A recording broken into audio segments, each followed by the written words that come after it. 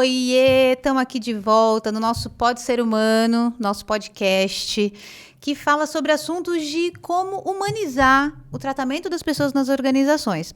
Você já sabe que o Pode Ser Humano faz parte do projeto Humanize da Best Homenagens. Segue lá na página se você não conhece ainda, besthomenagens.com.br.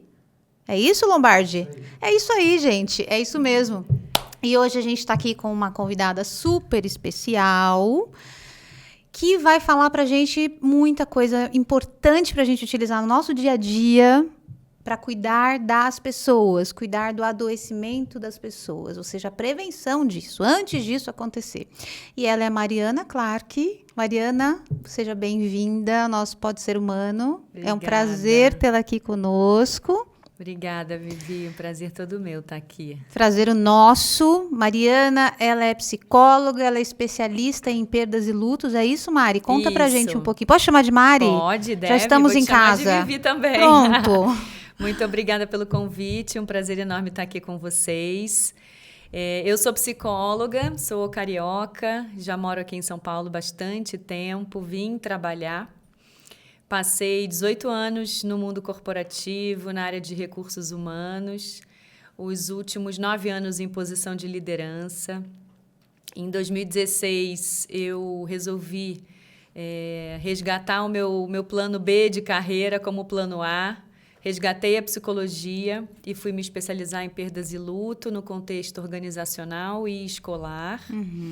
Tinha tido meu segundo filho e tinha uma necessidade de equilibrar melhor a minha vida pessoal com a minha vida profissional. E aí, desde 2017, eu sou autônoma e levando para as organizações uma possibilidade de maior acolhimento, humanização e prevenção de adoecimentos mentais. Ótimo! E como a gente precisa disso, né, Mari? Essa semana eu assisti uma palestra com um dado do Fórum Econômico Mundial de 2020, em que 60% da população levantou a mão e disse: "Ei, eu tenho um problema mental, estou com um problema emocional aqui". Então, isso é um dado assustador e alarmante. E não sei se você percebe mais necessidade de profissionais como você no mercado. O que você tem sentido em relação a isso?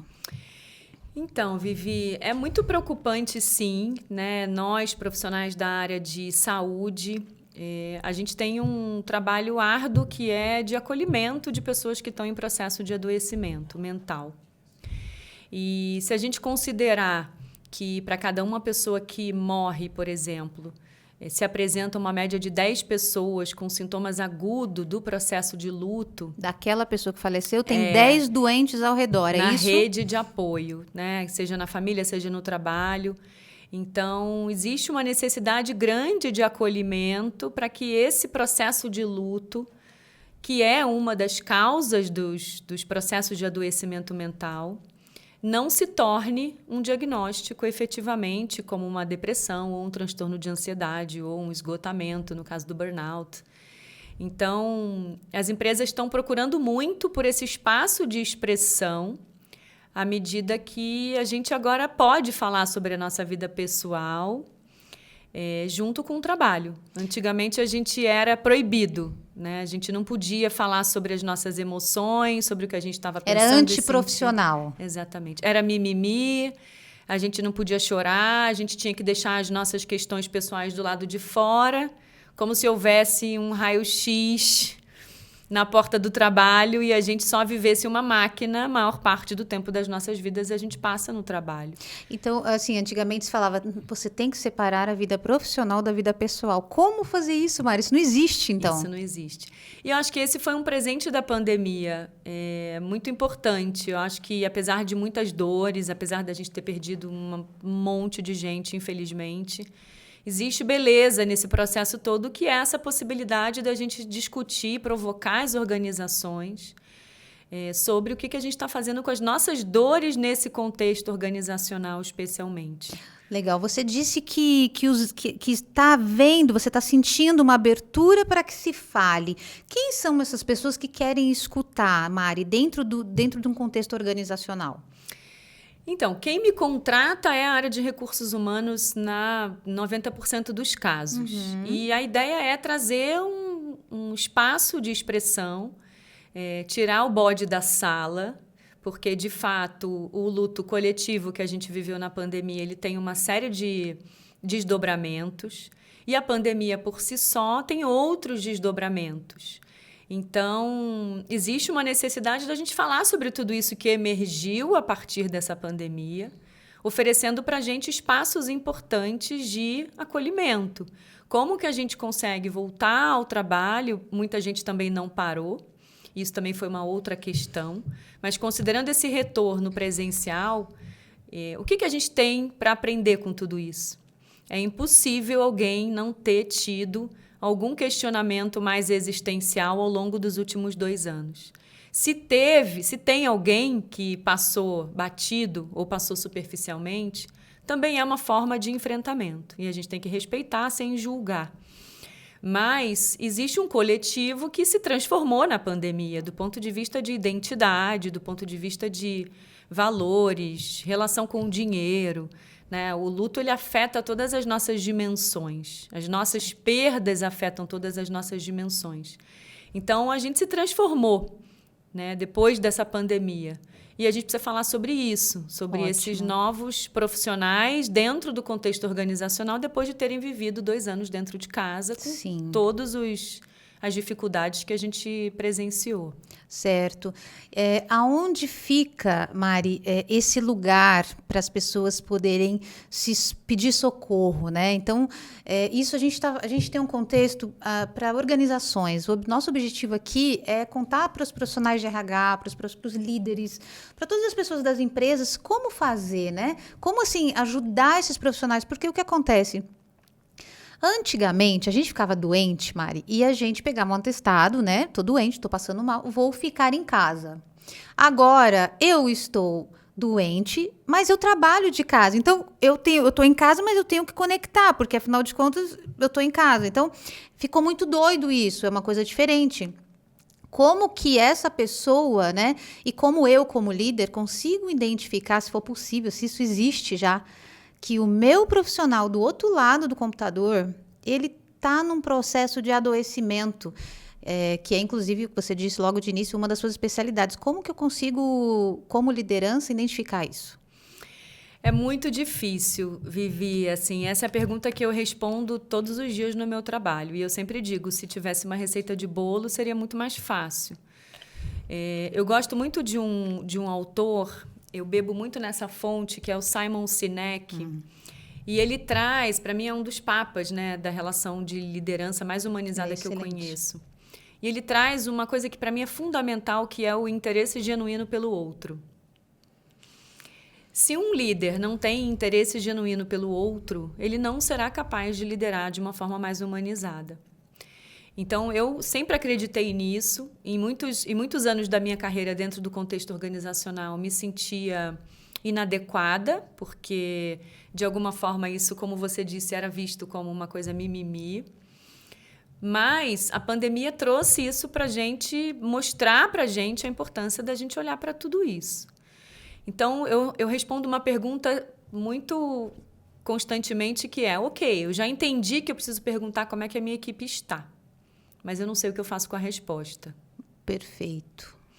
Então, eu ouço isso muito. O que eu faço com o choro, por exemplo, desesperado de alguém em dor da minha equipe?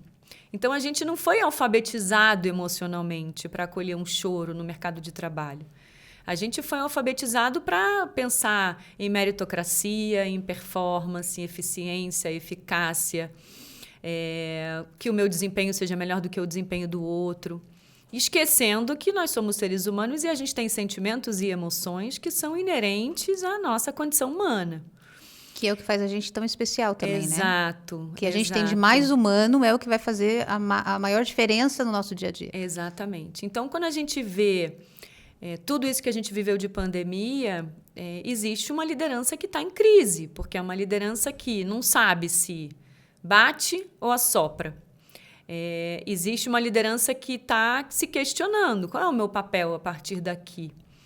E isso é muito bom, porque de alguma forma vai levar essas pessoas para um outro lugar de consciência, de ampliar a sua função reflexiva. O que eu estou fazendo como líder? Como é que a minha voz está ecoando para a minha equipe? Como é que é essa relação tão próxima de intimidade? Como que eu posso desenvolver essa relação para que a gente possa acolher e, ao mesmo tempo, levar essas pessoas para um lugar que não seja uma zona de conforto, para um lugar criativo, para um lugar inovador? Então, esse tem sido um trabalho de formiguinha. Cada empresa tem o seu tempo de chegada nesse assunto, assim como cada liderança. Não é simples, mas, de alguma forma, essa liderança que tem interesse genuíno pelo outro é uma liderança que vai sair à frente e vai conseguir levar a equipe para um alto nível de performance, de engajamento, de clima, de resultado, à medida que a gente tem esse acolhimento, essa possibilidade de abrir canais de diálogos que sejam mais humanizados. Mari, nesse momento que a gente está vivendo, né, pós-pandemia, que a gente está praticamente aí terminando isso, esse pesadelo, as pessoas têm muito medo também de perder o emprego, né? Então, eu acho que assim, o brasileiro, eu vou falar do brasileiro porque é o que a gente acompanha, né? Tem muito medo de perder o emprego. Por outro lado, a gente tem uma turma aí que está pedindo demissão a rodo, né? Se não me engano, é em geração Z, né? A turminha de 95 aí a 2010 pedindo demissão, chama até um termo, Big Resignation. Uhum. O que está acontecendo, né? Como é que um tem medo, então ele não vai se abrir para o chefe, provavelmente, porque você disse, a gente não foi alfabetizado para acolher.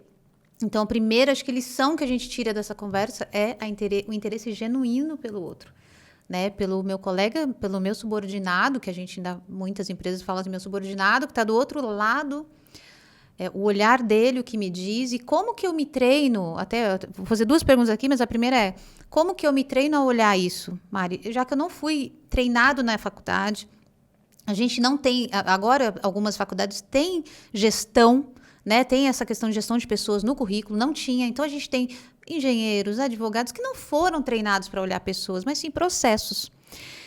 Como é que eu ajudo esse líder a ser treinado a olhar essa pessoa? Assim, tem alguma coisa que ele possa perceber no outro que o ajude a falar, olha, eu estou percebendo isso daqui, procura um profissional, ou faz isso, vamos tentar ajudar eles, porque realmente a liderança no Brasil é um cavalo de Troia.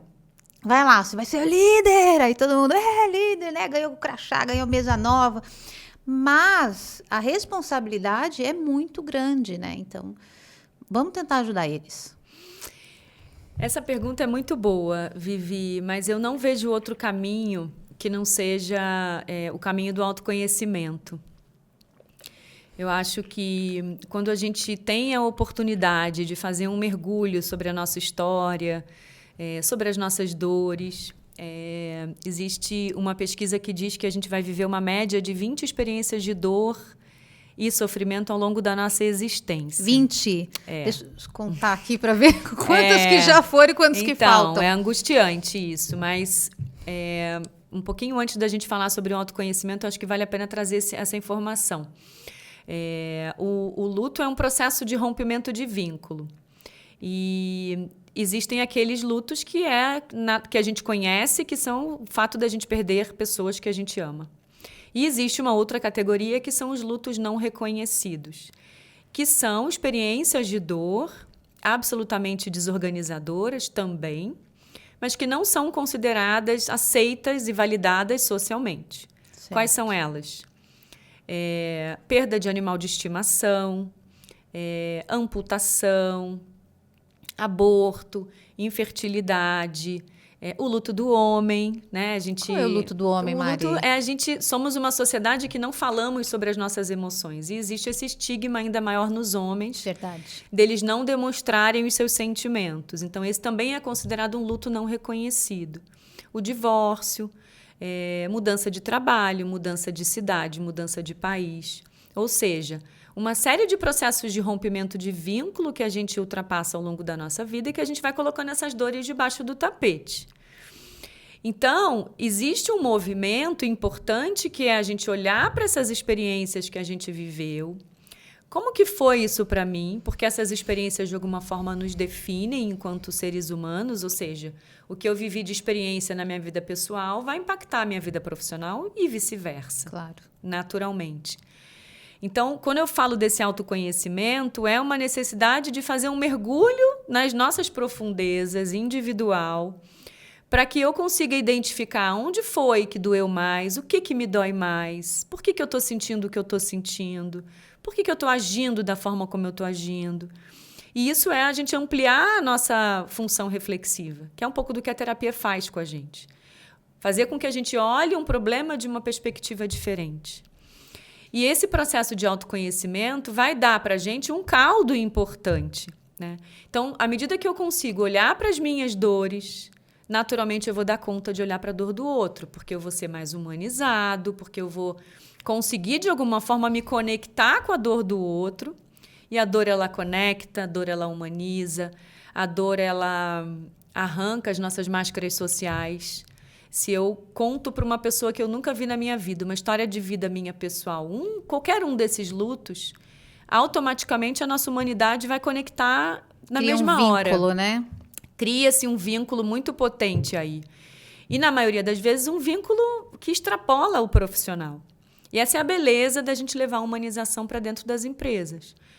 Então, o autoconhecimento traz esse caminho mais humano, onde eu consigo conectar o meu humano com o humano do outro. A partir do momento que eu identifico quais foram as minhas dores que eu vivi, o que foi que eu passei ao longo da minha vida, por que eu cheguei até aqui. E o autoconhecimento a gente alcança através dessas perguntas. A partir daí, você consegue se olhar sobre essa outra perspectiva. E esse exercício vai ajudar você a alcançar e ajudar o outro a alcançar esse lugar com a tua ajuda, com a tua experiência, com o fato de você ser um líder, uma pessoa que a sua equipe, por exemplo, te espelha como exemplo. Então, quando a gente pensa numa possibilidade de caminho interior e de diálogo interior com as nossas emoções e os nossos sentimentos, a gente consegue fazer isso com o outro. Então, essa escuta com o outro, através, por exemplo, das dores, é um caminho muito bonito e muito profundo. Porque é a partir daí que você cria uma relação de confiança, de afeto, de carinho, para que vocês possam discutir isso além das coisas profissionais. Legal. Então, o que é mais humano em mim como líder vai conseguir identificar o que é mais humano no meu colaborador como colaborador, né? É incrível isso, achei incrível. Então, o primeiro passo... como eu ajudo? Se conheça. É isso. Se conheça, acho que o José Roberto Marques fala, se conheça e você pode se potencializar, uma coisa assim. Porque quando a gente tem esse exercício interno, a gente vai tirar o que a gente tem de melhor. E na minha opinião, eu tive líderes muito inspiradores na minha carreira. E, na minha opinião, os mais marcantes foram aqueles que tiraram o meu maior potencial. E isso é tão bonito quando você pensa que o indivíduo está olhando para as suas características positivas. Como que eles faziam isso, Mari? Como que esses líderes seus faziam isso? Através dessa humanização e dessa compreensão de que você não é feita só de uma máquina de trabalho. Você é um ser humano que você olha para as suas questões. A gente, enquanto área de recursos humanos, é uma área que está a serviço do outro. É uma área que é veículo para essa humanidade dentro da organização. É isso que eu ia te perguntar agora. O papel de recursos humanos em tudo isso. Eu vou tentar. Aí, galera. Mas, então, eu acho que uma liderança humanizada é uma liderança que vai te trazer, que foi um pouco das experiências que eu tive, e hoje eu consigo, inclusive, treinar outras pessoas para que isso aconteça. Não necessariamente uma liderança que te ensinou alguma coisa técnica. Sim, provavelmente. É isso que eu quero entender. O que o seu líder fez para suscitar o melhor de você, isso. O melhor do seu potencial, do seu... Eu arrisco a dizer que nada com relação à minha capacidade técnica, porque capacidade técnica a gente aprende com um piscar dos olhos. Hoje em dia é um acesso à informação que a gente tem, a gente vai em livros, a gente vê alguém fazendo, mas o que eu acho que fez muita diferença na minha vida foi um feedback genuíno e transparente. Foi alguém me acolher num momento difícil que eu estava. E quando você acolhe uma pessoa no trabalho, quando ela está numa situação difícil, você estender uma mão para o funcionário que está em dor, por exemplo, ao contrário do que as pessoas pensam, que você vai ficar mais relaxada e você vai se aproveitar daquilo que gera na equipe, no funcionário. Reciprocidade. É uma reciprocidade e um pouco além, Vivi, que é aquele sentimento de meu chefe é tão legal, é um cara tão incrível que eu não posso decepcioná-lo. Sabe? Então, eu acho que isso é que gera, isso é que foi gerado em mim ao longo das minhas experiências. Eu tive muita sorte, realmente, com chefes muito especiais. E essas pessoas não me ensinaram coisas técnicas. As minhas lembranças de bons chefes e bons líderes na minha carreira foram pessoas que estenderam a mão para mim em momentos que eu estava precisando desse colo. Sim, porque o técnico tem no livro, né? É isso. O livro frio e morto, você pega, lê, Exatamente. estuda, ok, você aprende.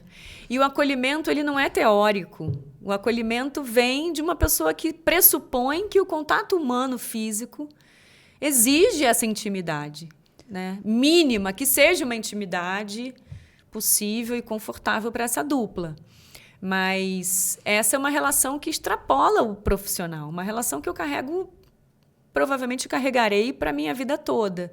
Porque, de fato, existia uma conexão ali entre o meu humano com o humano do outro. Então, para mim, essa é a beleza das relações. Quando a gente consegue desenvolver no outro o que o outro tem da sua maior potencialidade. Porque sempre existiu no contexto do trabalho aquela máxima de que a gente tem alguns pontos positivos, mas uma lista de coisas que a gente precisa desenvolver. Que uma época a gente chamava de problema e depois uma época a gente falou que não era possível chamar de problema mais, que a gente tinha que chamar de pontos a desenvolver. Isso, mais bonito, né? Exatamente. Então, a gente tem, de fato, todo mundo tem uma série de coisas para melhorar. E essa busca é o que faz a gente seres humanos melhores. Mas quando a gente enfrenta um trabalho que exige o seu melhor, as suas potencialidades, aí a gente começa a falar de propósito, a gente começa a falar do engajamento com outro nível, né?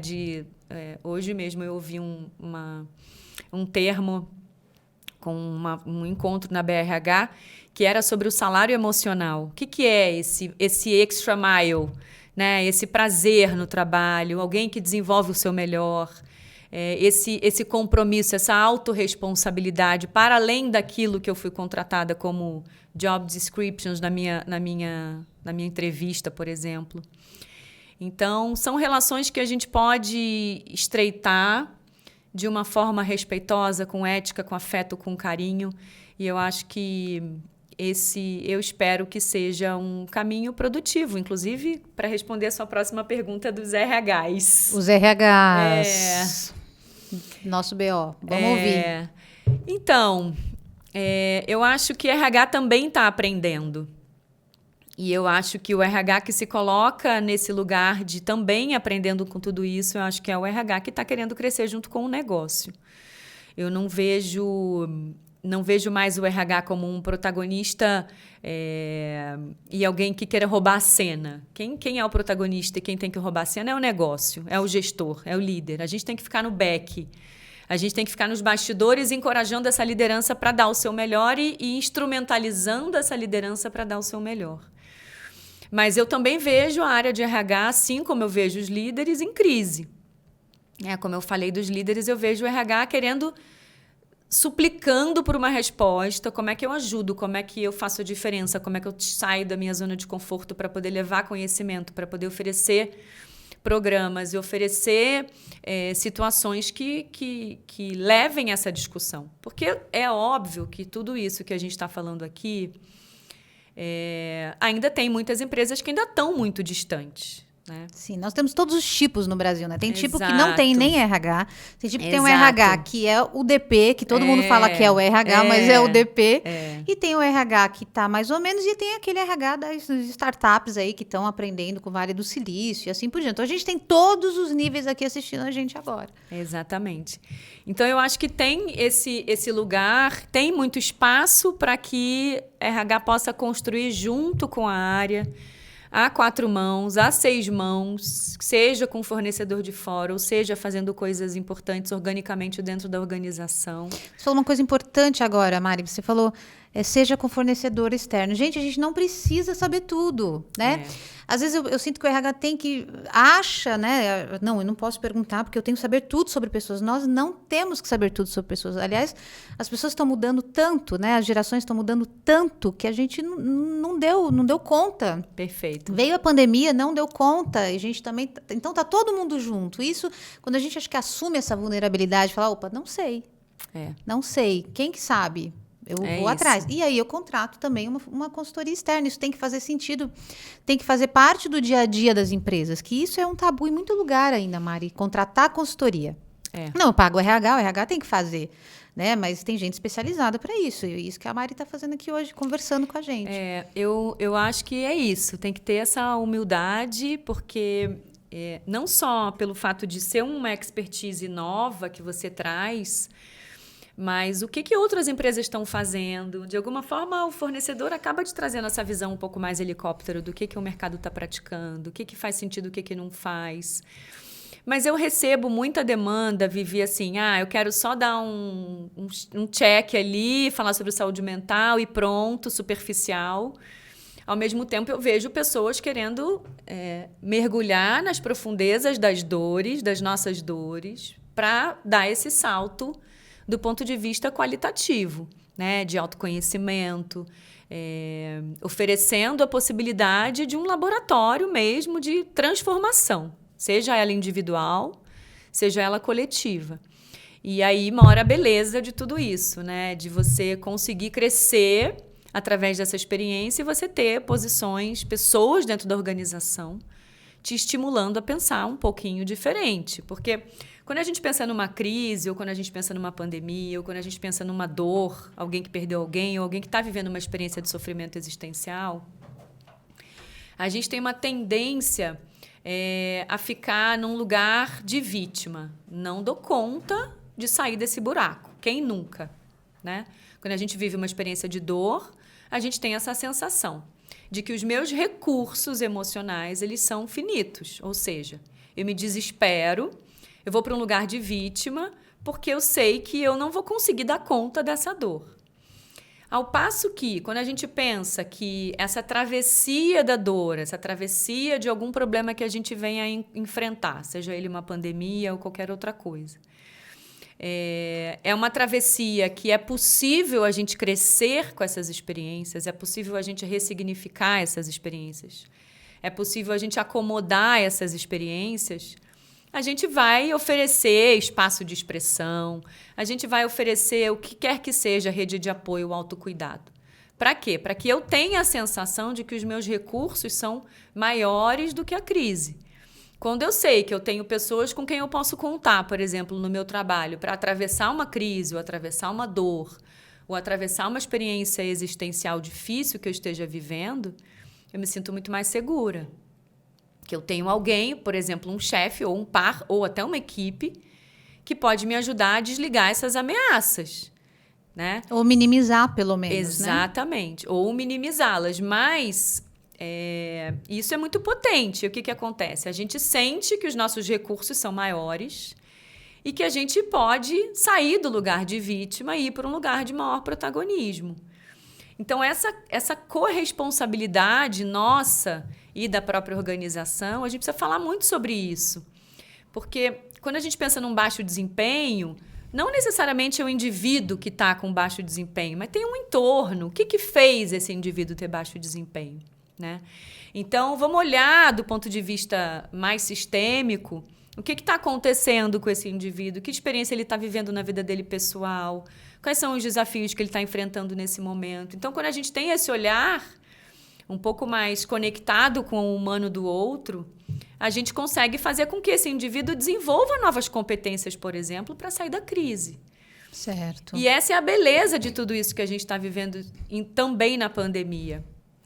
Certo. E eu tô percebendo, Mari, assim, quando você fala, né? Primeiro você falou algumas palavras que eu achei chave, que é transformação. Então, a gente não tem nada pronto. A gente precisa entender que a gente está num período de transformação. Então, acho que não tem a receita de bolo, faça isso que vai dar certo. Não. E a transformação permite experimento, permite tentativa. Perfeito. É isso? É isso. Essa possibilidade da gente estar aberto para novas experiências, né? É isso que faz a gente crescer, mesmo que seja nas experiências de dor. Tem muita beleza na experiência de dor, justamente pela possibilidade da gente desenvolver novas competências, novas habilidades, novos skills, novos recursos, para que a gente dê conta dessa experiência. Então, é aí que mora a beleza da gente se transformar na dor, que é o que a pandemia está oferecendo para a gente agora, nesse final, essa possibilidade de o que você aprendeu, vivi na pandemia, o que eu aprendi na pandemia. Um monte de coisas. A gente podia ficar aqui e fazer um podcast só dos aprendizados na pandemia, porque quando a gente pensa, por exemplo, nessa história do trabalho remoto, a gente foi cozinhar mais com os nossos filhos, a gente foi viver beleza na vida ordinária, coisa que a gente não via antes. A gente comprou mais flores para nossa casa, a gente comprou mais flores para homenagear as pessoas. Eu virei a louca das flores, a louca das suculentas. É isso. Isso tudo são recursos que a gente desenvolve para poder dar conta. A gente estava falando dos olhinhos essenciais aqui antes da gente começar. Recurso que a gente desenvolve para a gente dar conta dos desafios que a vida se apresenta. É verdade. Então, essa é a beleza da gente poder crescer com essas experiências, né? As pessoas foram cozinhar, porque o ato de cozinhar é compartilhar afeto, é dividir amor, a mesa de casa com as pessoas com quem a gente mora. E a gente não fazia isso mais, claro, muita gente fazia, mas na pandemia foi foi lindo ver as pessoas voltando para dentro de casa e vendo beleza nesse processo de estar isolado. A relação com os pets, que a gente sabe que é outra fonte de muito afeto e de regulação emocional. Ixi, não fala, vamos trocar de assunto. Minha filha, ela é louca num pet. Ainda não temos pet. Então, ela vai te convencer, provavelmente. Não vou deixar ela assistir, não. Então, é isso. Essa possibilidade da gente ver beleza na vida ordinária trouxe pra gente a possibilidade da gente sair dessa crise que a gente viveu. Como que a gente sobrevive? Aí tem 1 milhão de possibilidades, 1 milhão de jeitos de desenvolver esse autocuidado, 1 milhão de possibilidades, seja com a natureza, seja uma atividade física, tudo isso, seja um olhinho essencial que a gente usa, seja um estar com os amigos, seja sensações gostosas e positivas de bem-estar, é a praia, é um mergulho no mar, é o comprar flores, é uma respiração um pouco mais profunda que te ajuda a buscar ar, oxigenar o seu cérebro, trazer um pouco mais de lucidez. É um abraço de uma pessoa que você ama. É um telefonema, é uma chamada de vídeo que salvou tanta gente na pandemia. Então, tudo isso são recursos que a gente pode incentivar dentro da organização, de várias formas, para que as pessoas possam se autorregular, para que as pessoas possam sair do lugar de vítima, de que o problema é com o outro, não comigo. Porque tem muito isso, né? Eu estou com um problema, mas o problema não é meu, eu não sou responsável pelo problema. E aí já é uma resistência. Sim. Então, quando a gente oferece esses... E além do problema, eu tenho a resistência. Então, agora eu tenho dois problemas. Exatamente. Então, quando a gente oferece esse caminho de autocuidado, esse caminho dessa cultura do cuidado dentro da organização, é para dizer para as pessoas que elas são capazes de sair da crise. A gente vai ajudar, claro que a gente pode ajudar enquanto liderança, enquanto organização, enquanto área de apoio a pessoas, RH. Mas tem uma parte que cabe ao indivíduo que é muito fundamental, justamente para que a pessoa saia desse lugar da vítima e se empodere daquilo que é possível para poder aprender e crescer com essas experiências. Porque não é sobre ausência de conflito, não é sobre ausência de competitividade. É como lidar, né? É como que a gente aprendeu a lidar com tudo isso. É a velha história de fazer desse limão uma deliciosa limonada ou uma caipirinha, quem sabe, né? Depende do horário que isso aqui for pro ar.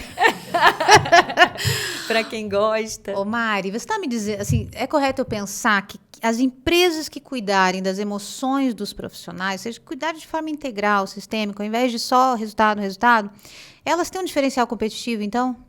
Eu não tenho dúvida, Vivi. Assim, eu acho que quando a gente pensa no adoecimento mental, são vários fatores que nos fazem adoecer mentalmente. Além da gente não ter cuidado das nossas experiências de dor, como eu já falei, isso pode virar um luto complicado, isso pode virar uma complexidade e virar um diagnóstico de adoecimento mental.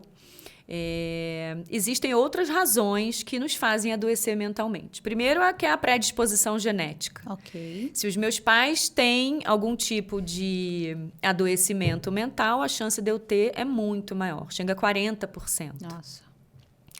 Segundo, o uso contínuo de substâncias químicas causando grandes inflamações no nosso organismo. Isso já se sabe que é a causa de adoecimento mental.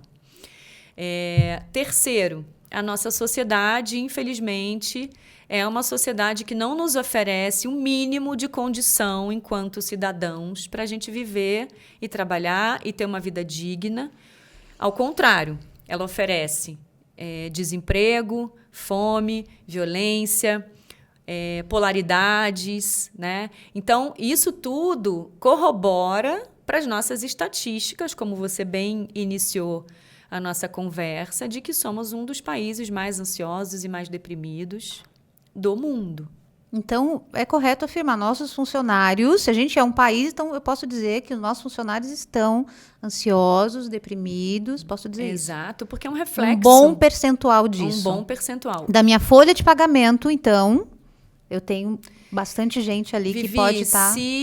Se provavelmente algumas pessoas já estão adoecidas ou já viveram algum tipo de adoecimento e, infelizmente, outras ainda vão adoecer. Isso é fato, dado as estatísticas que só crescem. Sim.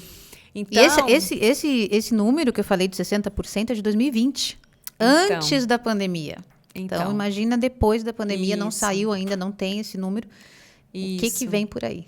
Então, é muito assustador a gente pensar na quantidade de pessoas em sofrimento. Então, o que eu quero dizer com tudo isso? Não necessariamente um indivíduo acorda de um dia para o outro com um diagnóstico de ansiedade. É um processo. É um processo multifatorial e é um acúmulo de coisas que vão se compondo. Grandes colapsos coletivos, por exemplo, também a gente pode incluir nessa lista, como foi o caso da pandemia. Porque aí, de novo, a pandemia esbarrou em dores, nas nossas dores antigas, que estavam adormecidas, e a pandemia é uma casquinha que abre essa ferida e volta tudo.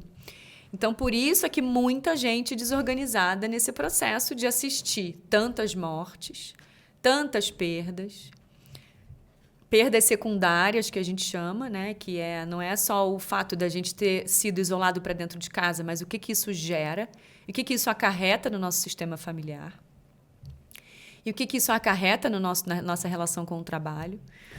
Então, são muitos fatores que nos fazem adoecer. Então, se a gente não tiver essa balança, assim como a gente pega o nosso celular e coloca na tomada todos os dias para ele funcionar amanhã, a gente tem que recarregar as nossas baterias internas com essas medidas de cuidado, com essas estratégias de enfrentamento, de autocuidado, de pedir ajuda, né? Para que a gente não entre num processo de adoecimento. Então, quando a organização se coloca dessa forma como uma grande rede de apoio, de alguma forma tem uma preocupação das pessoas estarem menos adoecidas ou das pessoas, de alguma forma, se eventualmente adoecerem, que esses sintomas sejam sintomas mais leves. Porque não necessariamente uma pessoa que tem um transtorno de ansiedade, ela precisa ficar em casa. Ela pode, inclusive, se utilizar do trabalho para poder se reorganizar. Assim como a terapia, assim como, eventualmente, a necessidade de procurar ajuda médica para dar conta desse diagnóstico. Tá certo. Infelizmente, a gente ainda percebe que existem trabalhos que adoecem as pessoas. Né? Muita gente E aí eu queria te perguntar se você conhece, você já ouviu esse dado do Big Resignation, que as pessoas estão pedindo conta, né? Em massa, assim, essa turma de 95 a 2010, se não me engano, que nasceram nesse período. O que está acontecendo que as pessoas estão... o que o trabalho está acontecendo? O que está acontecendo lá no trabalho que eu não quero mais ir? É uma outra pergunta difícil, Vivi, assim, porque eu acho que tem uma intolerância, sim. Tem uma geração vindo com essa necessidade de... que bom, né? As pessoas querem ser aceitas do jeito que elas são. Tem um choque geracional dentro desse contexto do trabalho, que tem muita gente mais velha e muita gente mais nova, e essa é a graça, essa é a beleza. Sim. Mas que acaba gerando um monte de conflito, de fato, de todos os pontos de vista, de gestão, cultural. Então, existe uma atenção que a gente precisa ficar para entender quais são os reais motivos que essas pessoas estão saindo. Seja para um trabalho mais remoto, já cansei de ouvir meus clientes falando que medo da gente voltar, porque a gente já sabe que a gente vai perder um monte de gente. Eu ouvi em muitas reuniões de clientes, se a empresa voltar, eu vou pedir o meu desligamento. Então, existe uma necessidade de maior diálogo para a gente entender, de fato, o que está pegando. Né? Diálogo é uma palavra-chave, e uma repactuação. Dá para repactuar? Dá para ser só 2 vezes? Dá para ser 3? Eu tenho uma condição. Muita gente se adaptou nessa pandemia a um formato. E agora as pessoas têm que se readaptar de volta a um novo formato. E isso exige muito das pessoas. Drena as pessoas, exaure as pessoas. Porque tem dinâmicas familiares que foram organizadas a partir desse isolamento social. Então, agora tem que mudar tudo de novo. Tem gente que foi morar no interior, tem gente que foi morar na praia. As crianças no trabalho remoto de casa. Então, foram muitas adaptações. Então, eu também sinto que as pessoas também não estão mais afim de serem mais exigidas, sabe? Tem uma intolerância nesse sentido. As pessoas estão também, eu acho que as pessoas estão cansadas, né? A pandemia cansou todo mundo. Cansou muito, né? Então, pensar em você voltar é um outro cansaço, é um outro exaure, é isso? Exato. É uma outra atualização de identidade, né? E isso demanda, cansa, que é isso, é mergulhar de novo no que faz sentido, no que não faz sentido. Na organização, num filho que tem uma questão em casa e você estava ali apoiando, agora você tem que voltar. Então, são muitos fatores que envolvem essa onda de demissão. É difícil a gente saber quais são os reais motivos, porque eu acho que cada um tem um motivo de não estar desejando, nesse momento, uma nova adaptação. Sim, mas você disse 2 coisas que eu achei super importantes, que é a repactuação e o diálogo. Então, eu tenho visto e eu acho que é importante, sim, para a cultura da empresa manter algum tipo de relacionamento físico. Você comentou aí também a importância do físico, né? Mas ele precisa vir junto com o diálogo e a repactuação. Palavra difícil você utilizou, né, gente? Mas colocou uma fluência, agora a pessoa que está enrolando a língua. Mas uma repactuação, porque assim, quando foi, vamos trabalhar em casa? Todo mundo foi contente, né? Acho que a maioria, pelo menos. E agora, para voltar, é um outro processo, como você disse, mudou muita coisa, né? É um novo formato para voltar. Mas você entende que a volta é uma coisa importante para as empresas? Como você enxerga a volta? Que seja de uma forma híbrida, como que você enxerga isso? Eu acho que a forma híbrida... Para a saúde, né, dos profissionais, para a saúde mental, que é o contexto aqui que a gente está trabalhando. Eu acho que tem uma... A empresa, nossa relação com o trabalho, assim como as escolas para os nossos filhos, é um lugar que nos organiza muito. Porque tem essa questão da rotina, de você saber o horário que você vai entrar, o horário que você vai sair. Você mais ou menos sabe o que vai acontecer. E isso é muito organizador. E o organizador é muito positivo para o mundo doido e líquido e volátil que a gente vive hoje em dia. Então, eu acho que a rotina é sempre muito importante para nós, seres humanos. Então, o híbrido, claro, para as empresas que podem oferecer, eu acho que é o ideal, porque tem essa possibilidade de você dar conta daquilo que você já estava dando durante a pandemia. E realmente tem muitos trabalhos e muitas funções e muitas atividades que é muito possível a gente estar remoto.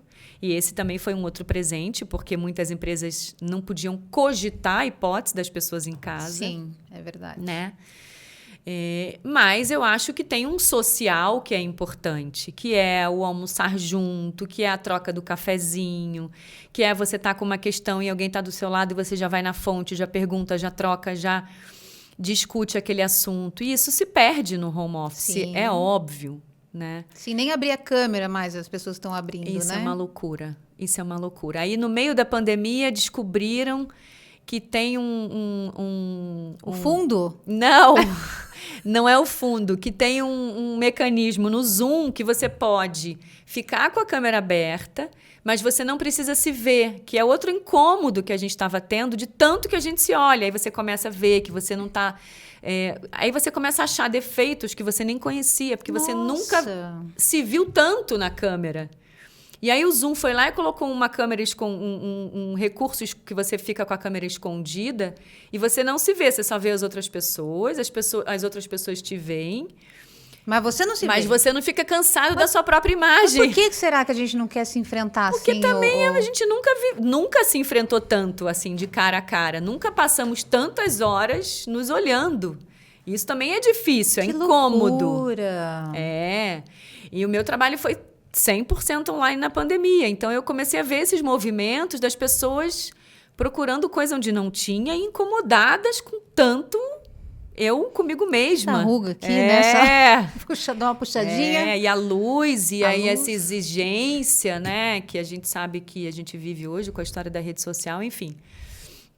Foi até uma brincadeira. Logo que eu conheci a Mari hoje, o primeiro contato, falei, gente, você é exatamente igual à fotografia. Porque tem muito filtro, tem muito muita coisa. Filtro, né? E essa é uma outra questão para o adoecimento mental, porque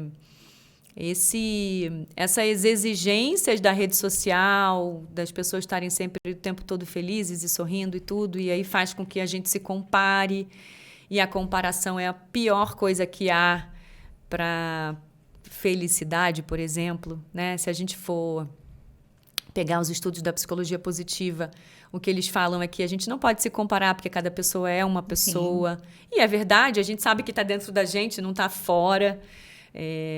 Essa busca pelo nosso bem-estar.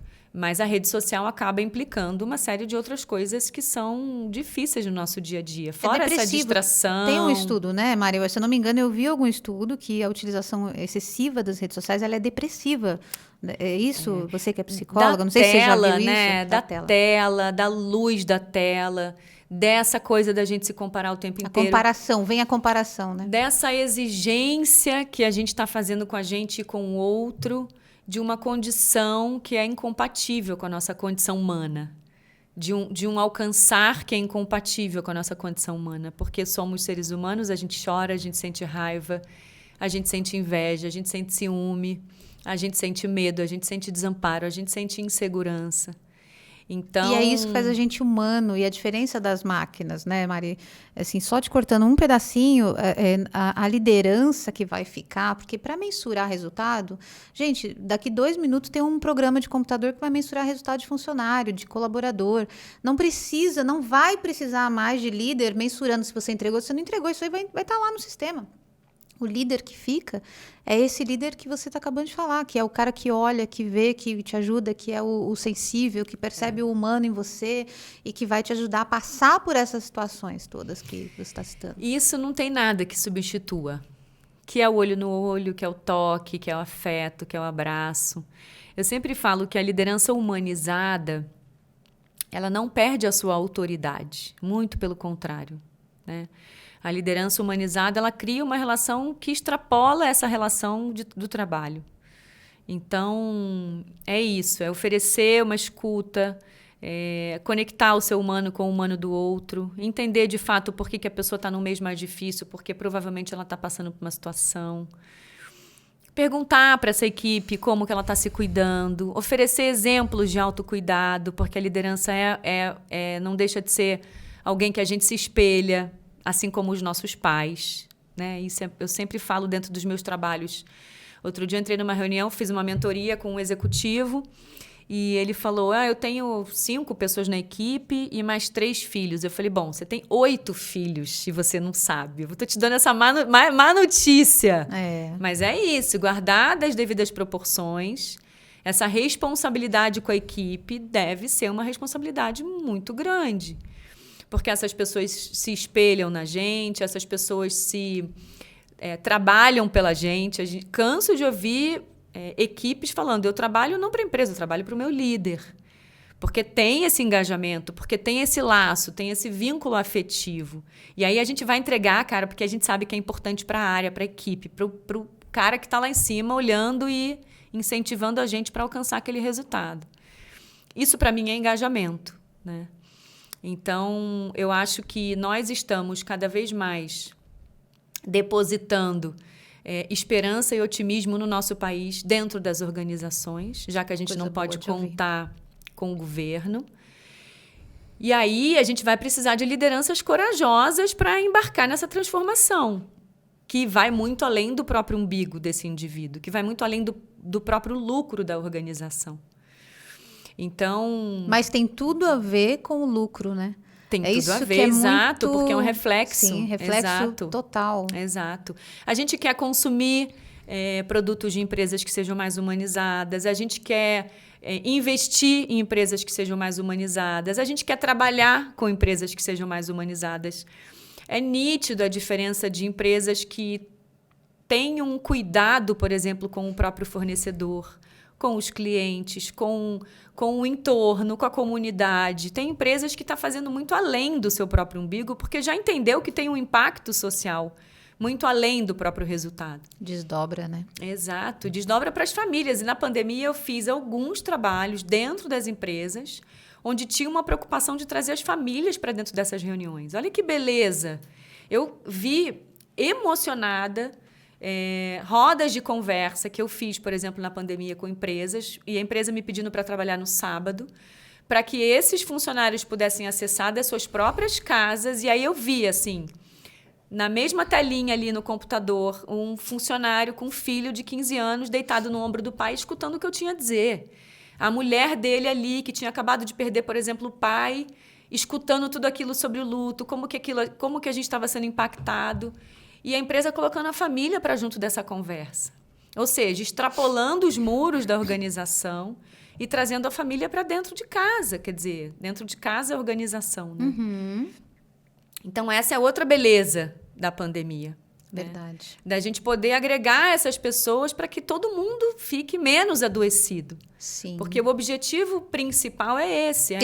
Você falou no início, quando acontece um luto, tem 10 pessoas em volta. Exato. Né? Então, quando você fala da família presente nessas reuniões, tem gente ali que está sofrendo também. Exatamente. E a empresa, se meu esposo está sofrendo, minha filha está sofrendo, eu estou sofrendo. E como que eu vou performar tanto? Exato. Esse olhar incrível dessa empresa aí, de trazer... Foi esse muito programa. emocionante, foi muito bonito. E é isso, essa possibilidade desse funcionário saber que, nossa, que legal, fui acolhido, sou grato. E aí, não só esse cuidado, ele não só vai acontecer com esta família, por exemplo, que viveu uma crise ou viveu uma perda, mas o recado e a mensagem que se passa para os outros funcionários e colaboradores de pensar, puxa, se isso acontecer um dia comigo, eu sei que eu vou poder contar com essa empresa. Eu sei que eu vou poder contar com essa área de apoio, com essa área de recursos humanos ou com o meu chefe. Se o meu amigo aqui, meu par, está vivendo essa experiência tão difícil, tão desorganizadora, e o meu chefe está ali de mão dada com ele, redistribuindo as atividades, redistribuindo as responsabilidades, repactuando, chamando a turma e falando, galera, a gente precisa ajudar ele, a gente precisa olhar para as metas, para o planejamento. A gente não vai poder contar com esse funcionário, por exemplo, esse mês. Como é que a gente redistribui? Como é que a gente traz essa turma para junto? Né? Não só esse funcionário que está vivendo essa dificuldade, mas toda a equipe, toda a empresa, na maioria dos casos. Eu fiz muitos trabalhos na pandemia, onde a empresa tinha perdido algum funcionário pelo Covid. A maioria, né, me chamaram por conta do Covid. Nesses últimos anos. E a preocupação era essa. Como é que a gente cuida desse funcionário que perdeu alguém? Como é que a gente cuida dessa equipe que, por exemplo, morreu o gerente, vivia essa experiência mais de uma vez na pandemia? Nossa. E estando distante, né, esses profissionais? Exato. Esse era um outro desafio. E aí existe esse cuidado para além de pensar no resultado que essa empresa tem que dar naquele momento. A gente quer cuidar dessas pessoas. E a gente não tem ideia de como que faz. Né? Recente agora, tem um cliente que um executivo super importante da empresa, uma startup, perdeu um filho de 7 anos com câncer. Estava 5 meses no hospital. E aí o RH liga desesperado, o CEO liga desesperado. Como é que a gente faz para dar conta dessa esposa que está em casa? Tem uma outra filha em casa, menorzinha. Então, vamos conversar com todo mundo, vamos botar todo mundo para dentro da empresa. O que a gente pode oferecer? E, na maioria dos casos, eu sou chamada depois que acontece. Mas tem um trabalho que é possível a gente fazer preventivo. Né? Ah, importante, Mari. Conta pra gente sobre esse trabalho preventivo. Então, quando a gente pensa numa cultura do cuidado, quando a gente pensa nesse lugar de olhar para essas pessoas e oferecer um espaço de segurança para que, se um dia acontecer alguma coisa com você, né, isso já traz muita segurança. Então, capacitação e treinamento dos próprios líderes. Como é que a gente estimula com que essas pessoas passem por esse processo laboratorial, de intimidade, de olhar para as suas dores, de olhar para as suas questões, de trazer esse papel da liderança muito diferente do que a gente aprendeu lá atrás. Sim. Capacitar recursos humanos. Ou seja, tem uma série de coisas que é possível de fazer para que a gente consiga dar conta e ser guardião desses sintomas, porque os sintomas estão pipocando por aí. E a gente tem que, de alguma forma, ir dando contorno para que essas pessoas não deslanchem nesse diagnóstico, mas que elas sintam que ali tem um ambiente que elas podem contar. Maravilhoso. Me conte uma coisa, eu vi aqui que você já atuou em grandes desastres. Já trabalhou? Como é que foi essa experiência? Eu tive uma experiência em Brumadinho, em 2019, e foi um trabalho muito bonito. A barragem do Córrego do Feijão, ela rompeu em janeiro. Em agosto, éramos uma equipe de alguns psicólogos e a gente levou um trabalho não só com os funcionários da barragem do Córrego, da Vale, lá em Brumadinho, mas também com as famílias. Então, a gente fazia atendimentos de forma coletiva, em grupo, levando essa possibilidade de crescimento pós-trauma. Através do mindfulness, através desse conceito de resiliência, onde a gente precisa recarregar a nossa bateria interna para a gente dar conta do dia seguinte. Quando a gente pensa no trauma, a gente sempre tem que pensar nessa possibilidade mínima de autocuidado para que as pessoas possam dar conta dessa experiência tão difícil. Parece impossível, às vezes, né? Parece impossível. E um trabalho muito bonito que a gente fez também com a equipe de líderes. A Vale criou, assim que rompeu essa barragem, uma diretoria de reparação, que era uma equipe multidisciplinar, que foi formada para dar conta de todas as questões das barragens, não só do ponto de vista de prevenção, mas também de pós-venção, né? Que foi esse caso. E aí a gente fez um trabalho com as lideranças, que foi um trabalho muito bonito de preparar e ampliar os recursos dessa liderança para que elas dessem conta desses assuntos tão difíceis relacionados a essas dores que essas famílias viveram e a cidade como um todo. Então, foi um trabalho muito potente nesse sentido, né, de acolhimento e de levar um pouco de esperança. Porque nesses desastres a gente fica nesse lugar de muita... não tenho saída, né? Como eu falei, dessa escassez de recursos emocionais para dar conta de tanta dor. Certo. Eu fico pensando nos grandes desastres, né? Existe essa mobilização, mas no dia a dia existem pequenos desastres, né? Que acontecem dentro da casa, da família, das empresas e que ignorado muitas vezes, né? Então, quando tem um grande desastre, você falou, teve uma equipe de psicólogos, fomos para lá. Claro, mais do que necessário, mas a gente tem passado por cima dos pequenos desastres diários sem procurar ajuda, né? Então, eu penso que o seu trabalho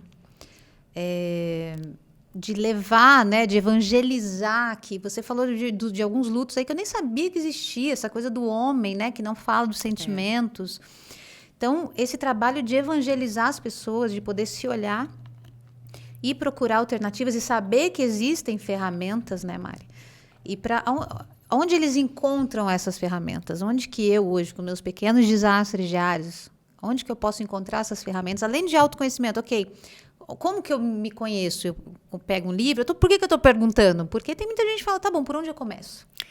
É uma boa pergunta, Vivi, porque não é simples, né? A gente acha que é fácil, né? Vou fazer um trabalho de autoconhecimento. Eu acho que a partir do momento que a gente abre essa possibilidade, a gente até o nosso último dia de vida, a gente vai crescer e aprender com tudo isso que a gente está vivendo aqui, né? Então, eu acho, sim, que está muito difícil viver, né? Mas eu acho, sim, também que é muito possível a gente tentar olhar o copo um pouquinho mais cheio. Porque existe beleza, existe amor, existe afeto, existe troca. E é com elas que a gente vai crescer. Mas tem, sim, esse desafio que é, como é que eu faço para me conhecer? Porque não é um processo do dia para a noite, não é simples. Mas é isso, é começar fazendo essas perguntas. Por exemplo, o André Ferraz, que é o meu coordenador lá do projeto de Brumadinho, ele traz uma pergunta que eu gosto muito, que eu acho que é uma pergunta boa, que é uma boa dica, que é: tá confortável ou tá desconfortável? Tão simples quanto isso. Se tá desconfortável, por que tá desconfortável? E aí pensar por que tá desconfortável. Então, essa é uma primeira pergunta que ajuda muito. O que está me deixando desconfortável? Quem está me deixando desconfortável? Que horas eu fico desconfortável? Em que momento eu fico desconfortável? Então, é muito simples, mas é muito complexo ao mesmo tempo. Profundo, né? Porque é isso. Em que momento eu sei que eu vou trabalhar, por exemplo, essa semana, eu tenho uma reunião que é muito desafiadora, e o que eu estou fazendo para prevenir, por exemplo, um sintoma importante que eu já sei que eu vou ter? Isso é autoconhecimento. Eu sei que eu vou ficar desconfortável numa condição onde eu vou encontrar determinada pessoa. E aí, o que eu posso fazer para me preparar?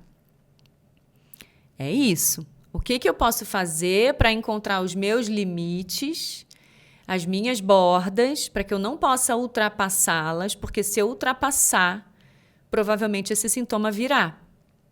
Então, quando a gente pensa, por exemplo, na atividade física, uma pessoa que já adoeceu, provavelmente ela não vai conseguir ter forças para fazer uma caminhada, por exemplo, no parque ou na rua. Mas a gente sabe que a atividade física ela previne o adoecimento mental. Então, o ideal é que a gente faça o quê? Que a gente faça alguma atividade que nos dê prazer, que nos toque, que a gente se engaje, para que a gente não adoeça. Agora, não adianta falar para uma pessoa que já adoeceu que ela tem que correr uma maratona ou que ela tem que caminhar em volta do quarteirão, se ela, às vezes, não tem vontade de tomar um banho. Então, esse autoconhecimento ajuda para a gente identificar quais são esses gatilhos, para a gente identificar aonde que mora o meu desconforto, para a gente identificar por que eu estou ficando mais irritada nestes momentos. Está me faltando tempo para, por exemplo, investir numa relação e eu já estou chegando cansada e aí fico irritada e aí boto os pés pelas mãos? E é aquela história, quando cai um copo de água, a gente dá um ataque, porque aquilo está tudo acumulado. Então, o que não pode é deixar acumular. Né? Então, o autoconhecimento é a partir daí. Aonde? Por quê? Como? Em que momento? Com quem? Pergunta para as pessoas com quem você convive. Dica boa, hein? Você pergunta para você mesmo, você anota. Isso. Coloca lá. Percebe quando você não está legal. Percebe o que está te incomodando. e pergunta para a tua equipe. E isso, Mari, é importante, porque a gente que... Eu percebo a liderança, é como se fosse eu subi num patamar, eu tenho que saber tudo, eu não posso ser vulnerável de perguntar. Ei, eu estou indo bem como chefe? É muito raro, né? Um chefe querer ouvir se ele está indo bem e, se ele ouvir, ele não marcar o profissional, né? Porque eu vejo quando a gente fala muito da antiga liderança, antiga, porque eu acredito que a gente está mudando, né? Uhum. A gente vem de uma colonização em que os escravos precisavam ser observados todo o tempo para que eles garantissem que o trabalho seria feito, né? Hoje a coisa está mudando completamente, né? Então, se a gente continuar nisso, a gente vai continuar no século passado, que já acabou e já foi para frente. Então, o que eu acho interessante aqui? A gente pegar essa liderança e a liderança conseguir ser humilde. O que é humilde, né? As pessoas não entendem. Eu vejo que as pessoas têm muita confusão com a palavra humildade, né? Que vem de humus, a terra fértil, né? É isso? Quer contar, Mari? Conta você. Não, o que Da eu terra. acho é que, assim, Vivi, é muito solitário. A liderança, ela é muito solitária. Justamente por conta disso. Você não pode ser humilde, você não pode demonstrar erro, você não pode demonstrar fracasso. E o que acontece? Quando você demonstra um fracasso para alguém, você está abrindo um espaço para que o outro também fracasse. Ai, que alívio. Se a minha mãe... Isso é poderosíssimo. É muito. Se a minha mãe chora, se a minha mãe fica triste, eu também posso ficar. E é assim que a gente ensina as emoções para os nossos filhos. E a mesma coisa da liderança. Não, a mamãe está triste porque a mamãe passou por uma situação que deixou ela triste. Que bom que você traz um alívio para esse filho, para essa criança. Quando a gente oferece a verdade, a gente está proporcionando continência, validação, contorno, acolhimento. Então, o líder é a mesma coisa. Quando você traz... eu falei muito isso na pandemia, nesse projeto que eu sou de mentora. Você já perguntou para a sua equipe como é que a sua equipe está, por exemplo? Né? Já falei aqui sobre isso, e o líder com dificuldade de ouvir a resposta.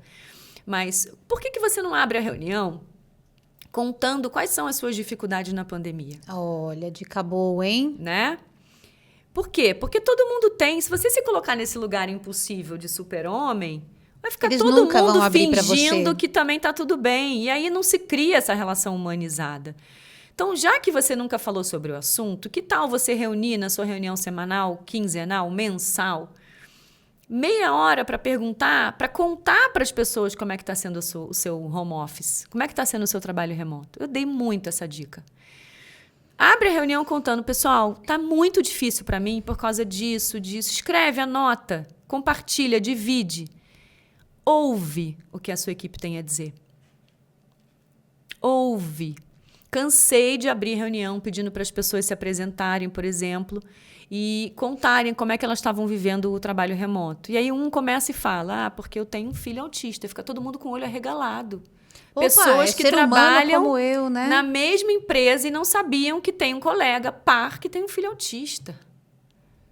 Olha a desconexão, olha a distância que está criada nesses dois pares, por exemplo. Isso tem vários assuntos, vários exemplos para dar. Então, é isso. Cara, você precisa de alguma ajuda? Cara, eu estou vendo que talvez esse horário seja um horário ruim para você entrar na reunião porque seu filho vai ter uma prova importante e você precisa estar do lado dele. Como é que a gente resolve aqui a dinâmica, a reunião, a apresentação? Eu sempre digo que essa humanização, ela aceita qualquer repactuação. Porque se existe uma relação de confiança, existe uma relação humana, né, nessa equipe ou nessa dupla, tudo é possível. Até você dizer, não vou trabalhar na próxima semana inteira, porque estou com esse problema. E aí a gente vai pensar o que a gente vai fazer. Tira uns dias de férias, ou na outra semana você vem e fica até um pouquinho mais tarde. Renegocia, repactua.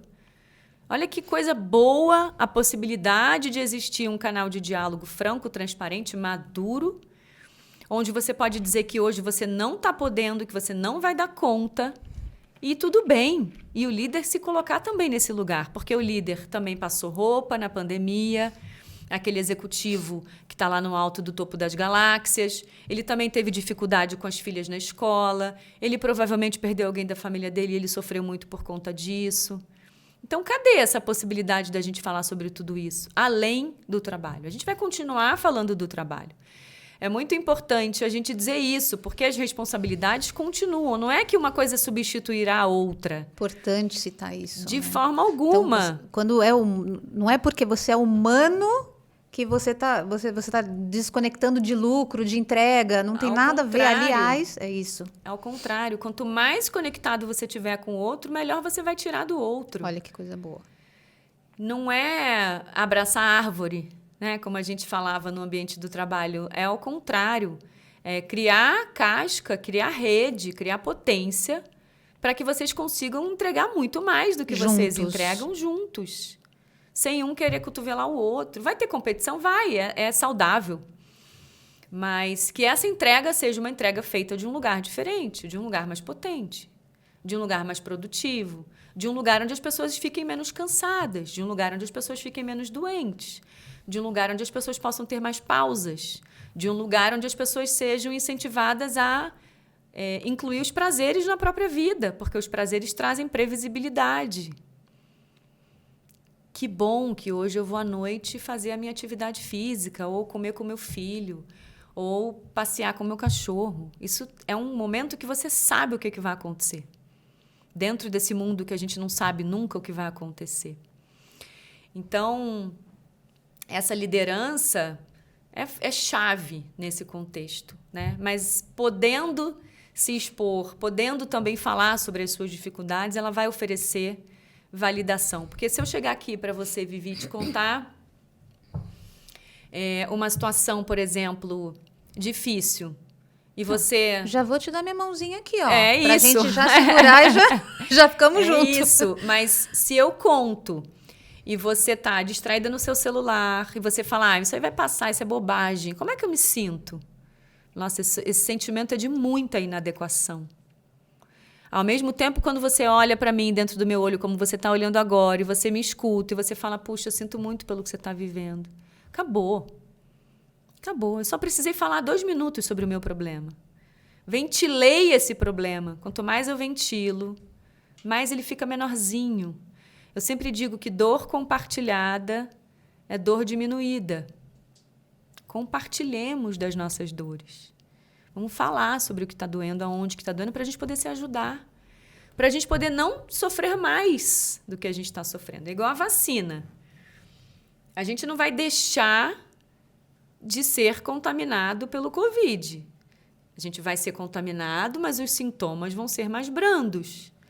Evitamos internações, evitamos mortes. É a mesma coisa de um processo humanizado. As pessoas podem ser que continuem adoecendo, mas de um outro lugar.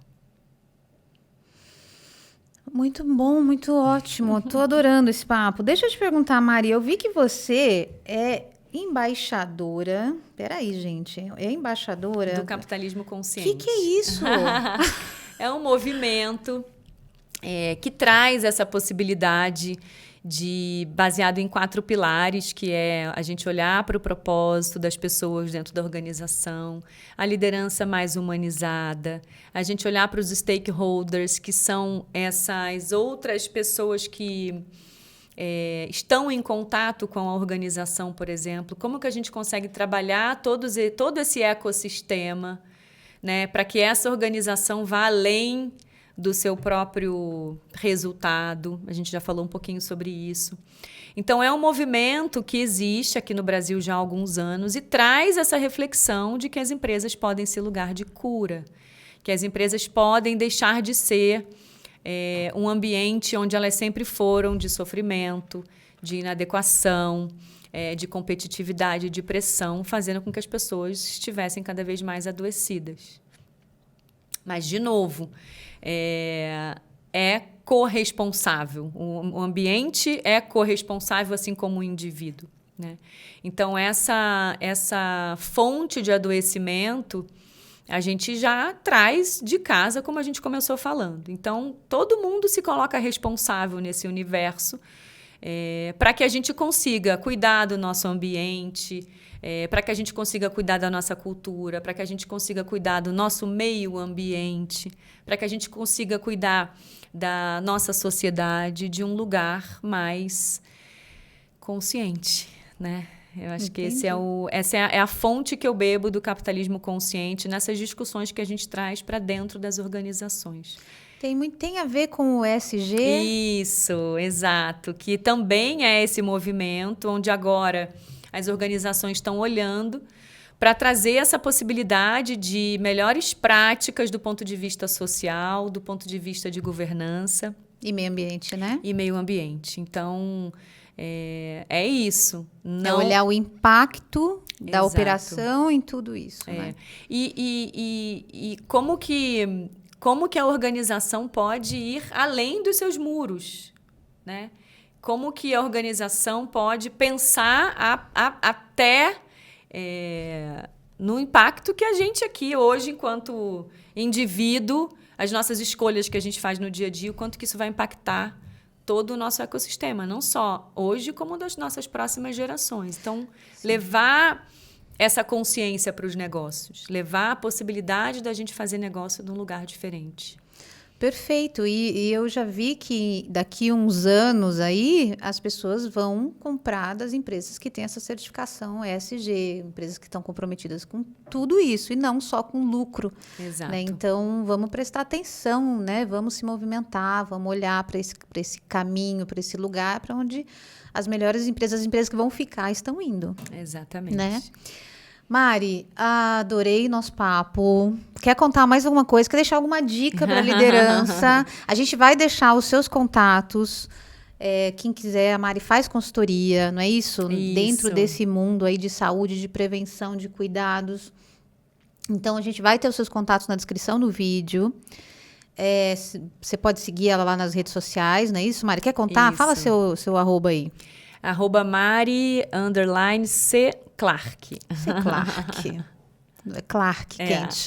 Clark Kent. Vamos deixar uma dica para as empresas nessa questão da prevenção, né? Como a gente consegue prevenir, depois de tudo que a gente falou aqui, né? Uma coisa que falou, olha, eu acho que se tudo tiver que ficar, fique isso na sua mente. É uma boa maneira da gente finalizar, Vivi. Eu acho que tem um descascar desse abacaxi e é muito possível a gente começar um trabalho dentro da empresa no sentido de psicoeducação, né? O que é, para que serve, como é que faz, como é que não faz, estamos prontos, não estamos. Porque, naturalmente, nós, indivíduos, estamos em níveis de consciência muito diferentes, né? E aí, quando a gente pensa num trabalho coletivo, esse nível de consciência acaba, de alguma forma, se nivelando, né? Então, tem um caminho importante inicial, que é um caminho da gente estudar o que é o assunto. O que é um transtorno de ansiedade, o que é a depressão, de onde que ela vem, para que ela serve, para que servem os nossos medos, o que é a gente pedir ajuda hoje nesse mundo tão maluco. Então, o caminho da psicoeducação é sempre um caminho que você bota uma sementinha e ali vai pode brotar uma série de outras possibilidades e outros caminhos. Mas a partir desse caldo todo que vem nessa psicoeducação, nesse letramento sobre a saúde mental, a gente conseguir pensar em novos caminhos a partir daí, né? Seja com a liderança, seja com outros grupos, mas que esse seja uma primeira porta de entrada para que a gente consiga ampliar a função reflexiva dos coletivos dentro das organizações. A gente não precisa saber de tudo, você já falou isso aqui. A liderança não precisa ter todas as respostas e não terá mesmo.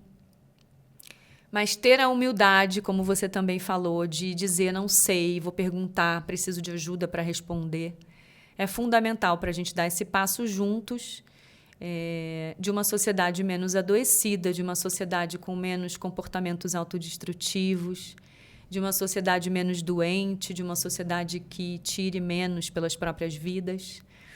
Então, embora o sofrimento sempre irá existir, a gente consegue fazer com que ele seja mais suave, de alguma forma, quando a gente tem acolhimento, quando a gente tem humanização e quando a gente tem cuidado dentro desses contextos tão adversos, sejam eles da escola, sejam eles do trabalho, porque, assim como a escola, as empresas são lugares de muita vida, mas também de muita dor.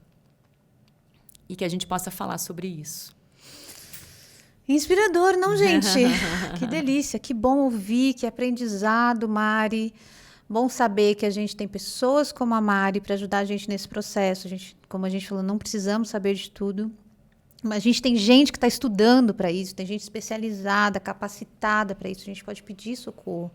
A gente tem literatura, a gente tem tanta coisa aí. Tem terapia, gente. Eu não consigo fazer essas perguntas, né? Puxa, procura uma psicóloga, procura alguém que te ajude. Tem ferramentas. Perfeito. Acho que a gente termina essa nossa conversa, né, Mari? Sabendo que a gente tem para onde ir, tem opções. Não estamos sozinhos, né? Perfeito, não estamos sozinhos. Não precisamos estar sozinhos. Mari, gratidão pelo seu tempo. Foi um prazer. Espero que esse bate-papo chegue em muitos lugares, muita gente precisando ouvir isso. Que gostoso de ouvir, que bom a gente estar podendo falar sobre isso, um assunto que precisa ser falado, precisa ser difundido. Obrigado por essa sua preocupação com esse caminho, que é um caminho tão importante no momento que a gente está passando. Obrigada a você, foi um prazer te conhecer. Prazer. E se cuidem. Vamos nos cuidar, hein, gente? E é isso, nosso Pode Ser Humano fica por aqui. Segue a gente aí nas redes sociais, por favor, dá um curte, dá um comenta, né? Vamos movimentar isso daqui para mais gente poder ouvir esse tipo de conteúdo tão importante para as organizações. Um beijo e até mais. Tchau, tchau.